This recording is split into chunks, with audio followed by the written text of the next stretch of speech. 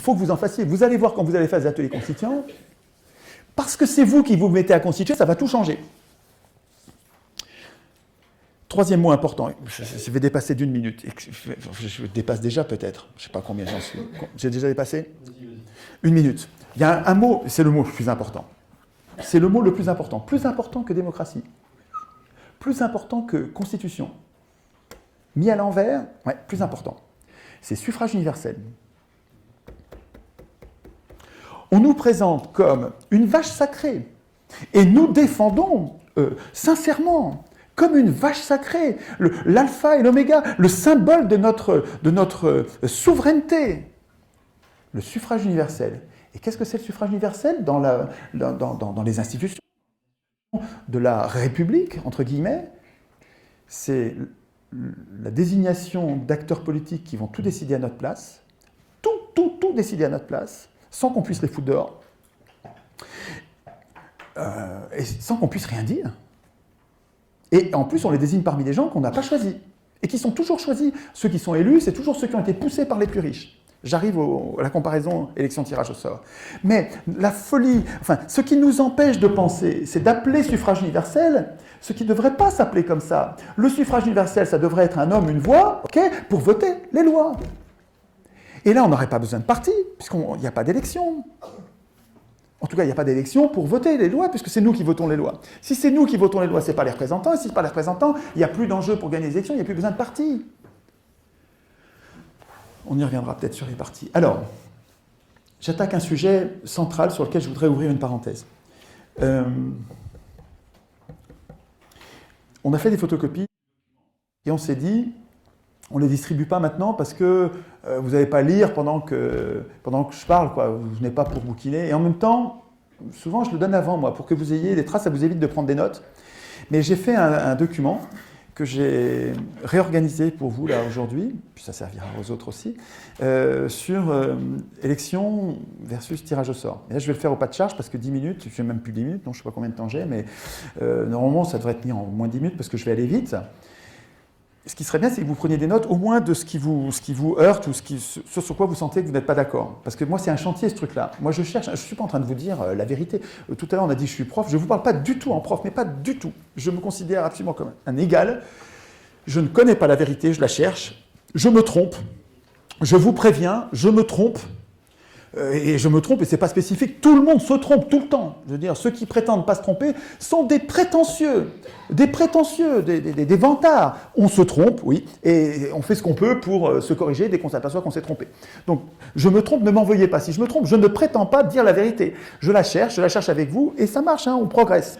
Donc, mais je vais vous dire comment je vois, en effet de miroir, l'élection versus opposé au tirage au sort. Et j'ai réorganisé mes idées pour qu'elles soient, vous allez voir, c'est en miroir. Les avantages de l'un sont les inconvénients de l'autre et réciproquement. Et je ne fais pas exprès, je vous jure que du côté de l'élection, c'est nul, quoi. Hein. Tu as tous les inconvénients, quoi. Tout. Enfin, du point de vue des biens communs, pas du point de vue des biens communs, pas du point de vue des élus, hein, je sais bien. On va voir si c'est... Alors, on y va. Au début, ça commence doucement, vous allez voir, je suis diesel, ça démarre doucement, puis après... Alors, l'élection repose sur la volonté. La volonté des gens. Vous allez choisir. Et donc, donne des prises aux escrocs, aux trompeurs. Leur talent, c'est de tromper les volontés. Et donc, s'il y a une procédure qui repose à la volonté, c'est pour eux, ils savent très bien tromper les volontés, c'est leur truc. C'est des menteurs, c'est des parleurs, c'est des bavardeurs, ils savent tromper. L'élection reposant sur la volonté donne des prises aux escrocs. À l'inverse, le tirage au sort, qui ne repose pas sur la volonté, retire toutes les prises aux escrocs. Il n'y a plus de moyen de tromper la volonté. L'élection repose sur la confiance et prétend servir elle-même de contrôle des représentants. Et donc, elle prévoit aucun contrôle, ni en cours de mandat, ni en fin de mandat. Ça facilite la corruption. Le fait qu'il n'y ait pas de contrôle, parce que l'élection prétend reposer sur la confiance, et donc si vous faites confiance, vous n'allez pas nous contrôler, hein, vous allez quand même, on va faire un petit peu confiance. Ouais, ben, du même coup, ça facilite la corruption. Le tirage au sort, qui repose sur la défiance, qui dit on nomme n'importe qui, et donc on n'est pas fou, on sait que n'importe qui, c'est pas que des gens vertueux.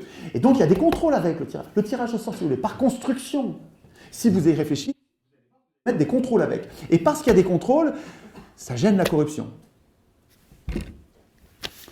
L'élection pousse au mensonge. les représentants. D'abord pour accéder au pouvoir, puisque pour avoir le pouvoir, il faut mentir. Celui qui mentira le mieux aura le pouvoir. Et puis pour le conserver. Si vous mentez bien, vous serez réélu. Alors que le tirage au sort dissuade de mentir. Ça ne sert à rien de mentir. C'est personne qui va décider. C'est le sort qui va décider. Donc vous pouvez mentir, pas mentir. Le tirage au sort dissuade du mensonge. Il faut comprendre que ces propriétés, elles sont intrinsèques. C'est presque scientifique, ce truc-là.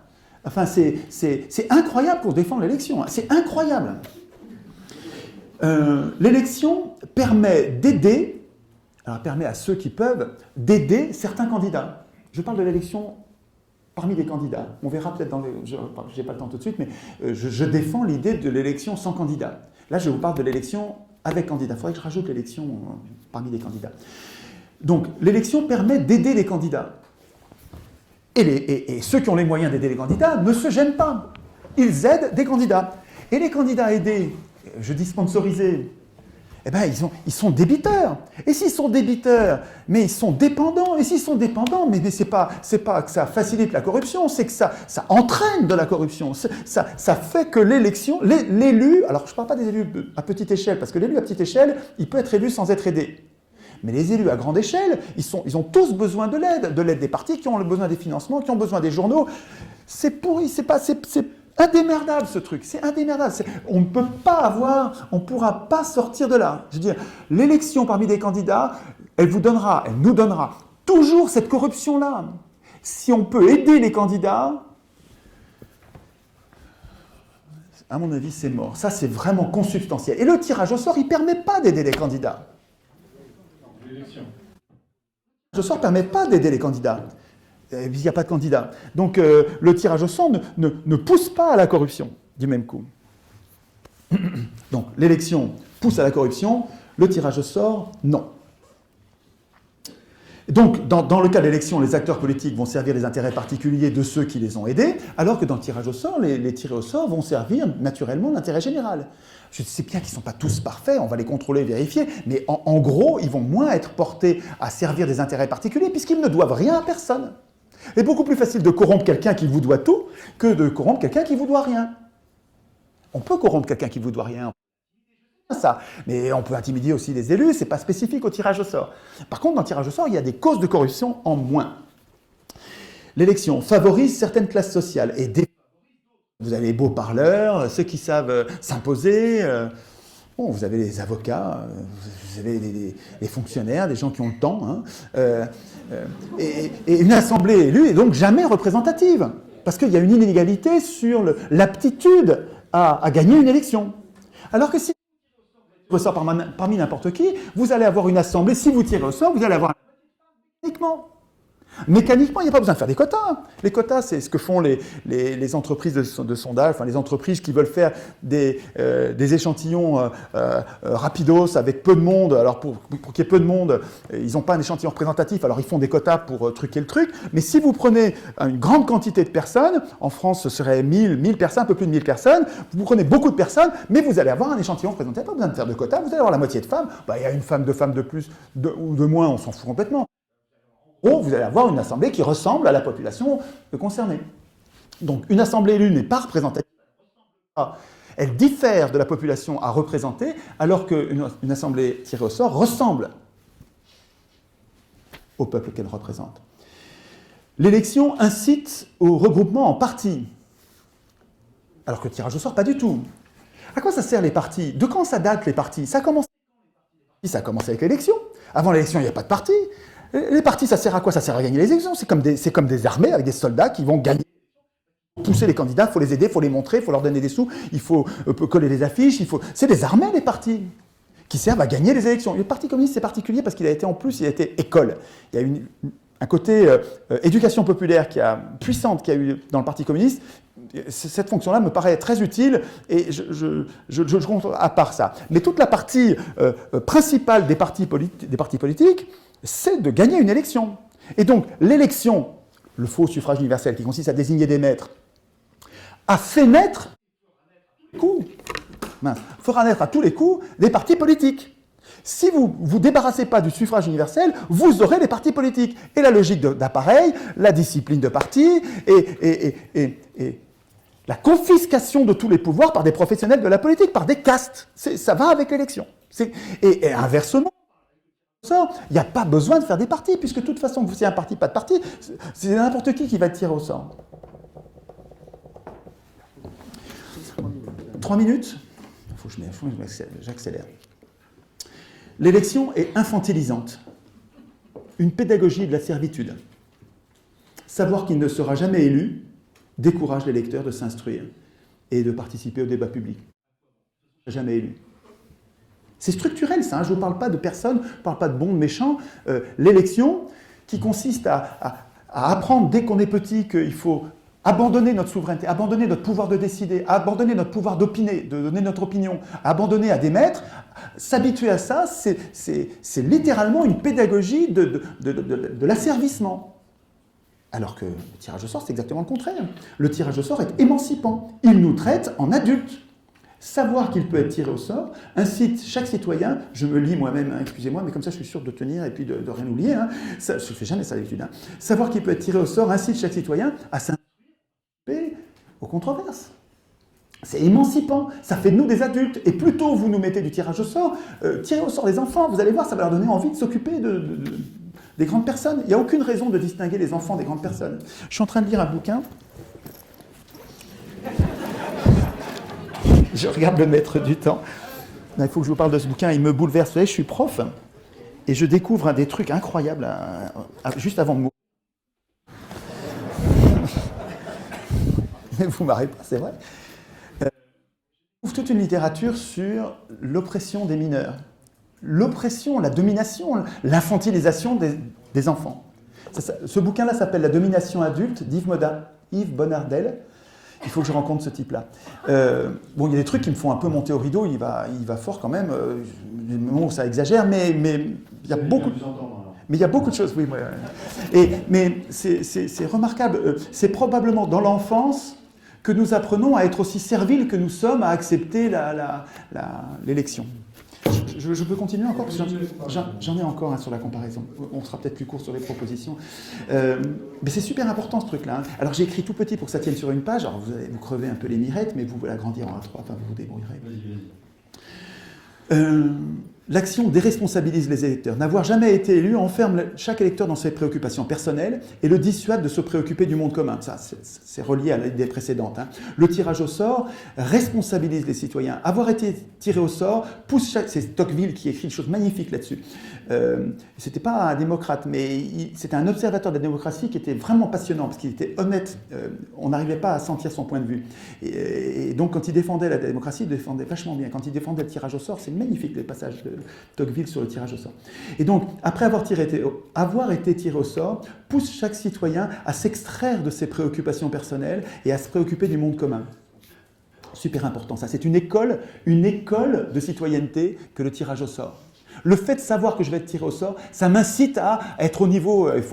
Si je ne me suis pas préparé, je n'ai pas de figure, je vais être tiré au sort, je ne sors rien. Donc je me prépare parce que je sais que ce n'est pas une hypothèse d'école, je vais pouvoir être tiré au sort. Un Athénien sur 4 a été président d'Athènes. Un Athénien sur 4 a été le chef de la cité. Et il ne l'a été qu'un jour, et une fois dans sa vie. Il tirait au sort le président d'Athènes tous les jours. Et là, il était porte-parole. Ce n'est pas lui qui décidait les lois, hein, mais il avait une fonction de représentation qui était honorifique, qui était importante, et tous savaient qu'il pouvait y passer.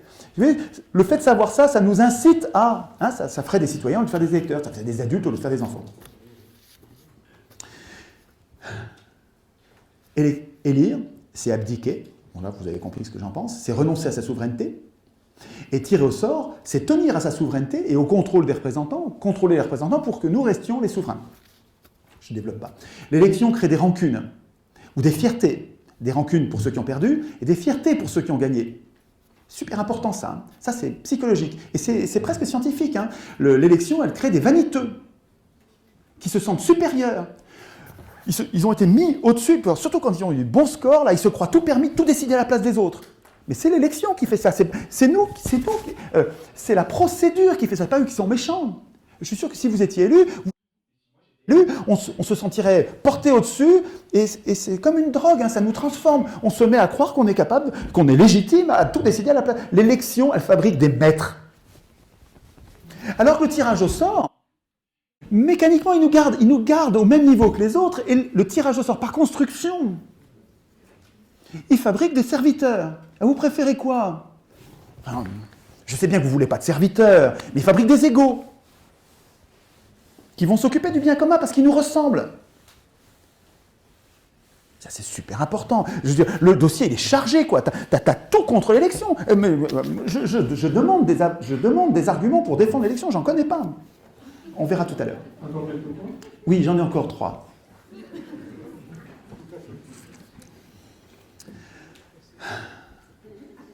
Tac, tac, tac, ça j'ai déjà dit, c'est une autre façon de le dire. L'élection donne le pouvoir à ceux qui le veulent, les candidats, c'est-à-dire au pire d'entre nous.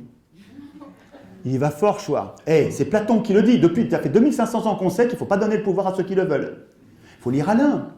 Alain, je vais vous le dire de mémoire, je la connais, c'est merveilleux. C'est formidable ce que dit Alain là-dessus. Alain, Émile Chartier, philosophe, résume, il faut lire les propos sur le pouvoir, c'est formidable. Je vous ai apporté les propos sur la guerre jugée. J'aurais dû sortir ça avant. J'ouvre des parenthèses, je perds mon temps précieux. Ça fait rien. La guerre jugée, Alain, magnifique. Et alors Alain, il dit, écoutez bien, c'est 3 petites phrases, et c'est pesé au trébuchet. Trébuchet, c'est une petite balance d'orfèvre pour peser au milligramme. Bon, c'est parfait. Le trait le plus visible de l'homme juste est de ne point vouloir du tout gouverner les autres, et de seulement se gouverner lui-même. Voilà. Cela décide tout. Autant dire que les pires gouverneront. Dans un régime de gouvernement représentatif, Alain a raison, si on donne le pouvoir à ceux qui le veulent, les pires gouverneront. Bon, il y en a qui sont moins pires, hein, diraient les Canadiens. Il y en a qui sont vraiment, il y a des élus, je sais bien qu'il y a des élus dévoués qui travaillent sans être payés, je sais. Enfin, il existe des poissons volants et ils ne font pas la loi du genre, comme dirait Gabin. Les pires gouverneront dans le gouvernement représentatif quand on donne le pouvoir à ceux qui le veulent. Mais avec le tirage au sort, si on donne le pouvoir à ceux qui ne le veulent pas, si on donne le pouvoir à ceux qui sont modestes et honnêtes et pas encore corrompus, ils ne veulent pas diriger les autres, mais vous allez avoir des gens très différents. Ça, c'est un truc super important. L'élection donne le pouvoir à ceux qui le veulent, le tirage au sort donne le pouvoir à ceux qui ne le veulent pas. Ça change tout. Alors, je termine avec cette comparaison, élection-tirage au sort, avec les faits. On a, dans l'histoire des hommes, on a 200 ans de gouvernement représentatif. Ça, depuis 1789, en gros, il y a eu une éclipse pendant Napoléon. Enfin bon, bref, en gros, on a 200 ans de laboratoire où on a testé l'élection parmi des maîtres, enfin l'élection parmi des candidats, tout, le faux suffrage universel, on a testé. Et on a un autre laboratoire, la démocratie athénienne, 5e et 4e siècle avant Jésus-Christ, 200 ans de tirage au sort. Quels sont les résultats? 200 ans de tirage au sort, ce sont les pauvres, je parle des citoyens pauvres, je sais qu'il n'y a pas les esclaves et qu'il n'y a pas les... D'accord, mais je ne parle pas d'eux, je parle des citoyens, entre ces citoyens, il y a des pauvres et des riches. Et pour voter les lois, vous avez compris, je ne reprends pas, pendant 200 ans de tirage au sort, et on l'aurait deviné. Si c'est un homme, une voix pour voter les lois, c'est les plus nombreux qui emportent les décisions. Enfin, c'est simple, ça ne fait même pas l'objet d'un débat, quoi. 200 ans de laboratoire de tirage au sort, ce sont les pauvres qui gouvernent. Hein, 200 ans de gouvernement représentatif, vous avez le 19e, et les barons voleurs. Aujourd'hui, on en est à Goldman Sachs qui dirige les États-Unis et Goldman Sachs qui dirige la Banque Centrale Européenne, etc. Je ne vous fais pas de dessin, c'est les multinationales qui dirigent le monde. Mais c'est comme ça fait 200 ans que ça dure. 200 ans que l'élection donne le pouvoir aux riches, aux 1%.